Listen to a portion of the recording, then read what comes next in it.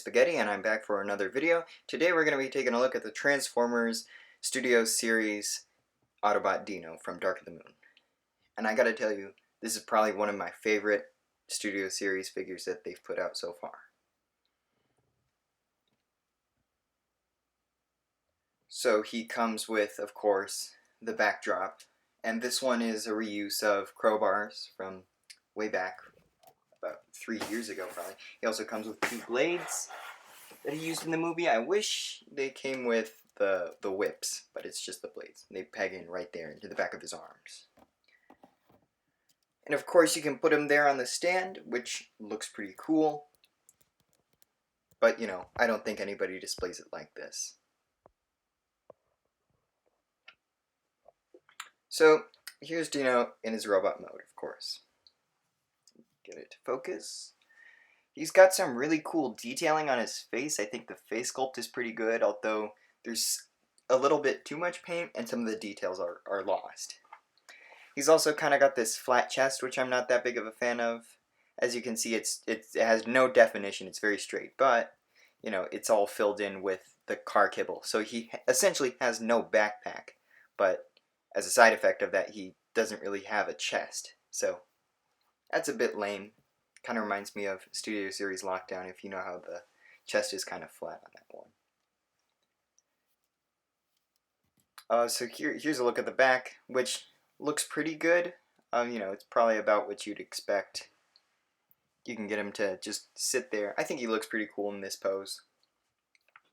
Nothing terribly awful about it. He's got some elbow swivels.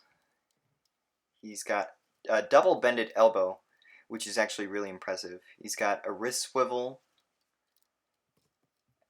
He's got some minor head articulation. He can look up. He can kick forward. He can kick out and bend his knee. And he can bend at the toe, which is pretty neat. And of course, the most important pose is, you know, can he do the lean? And because of the way his feet move, he can in fact do the lean. But there you go. You need a little bit of support there. But yeah. He also has some articulation in the wings, but I mean, you're not going to be moving that around. But let's get into the size comparisons. So here he is with Studio Series 32 Optimus Prime. Here he is with Studio Series 01 Bumblebee. Here he is with Siege Sideswipe and Siege Mirage. So without further ado, let's get into the time lapse of the transformation.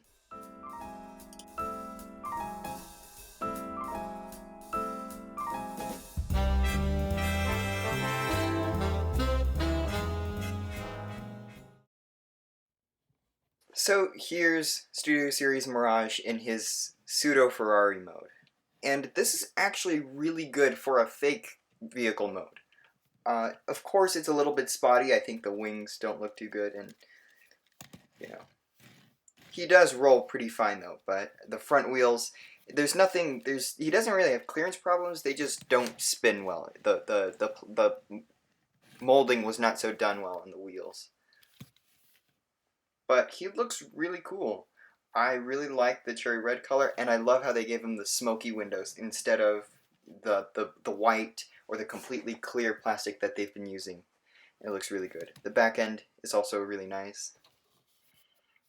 Of course, you can take his blades, and underneath you can just store them right in there. I'm not going to take it apart for you, but you get the point. There's Dino in car mode. So that was my review on Studio Series Dino. I hope you enjoyed this video. Be sure to check out my Instagram, and make sure to subscribe to my YouTube channel. If you can leave comments on this video, that would be greatly appreciated. I always love to hear from my viewers, and let me know if there's any reviews of figures you'd like for me to do. Well, until next time, this is Ted Spaghetti.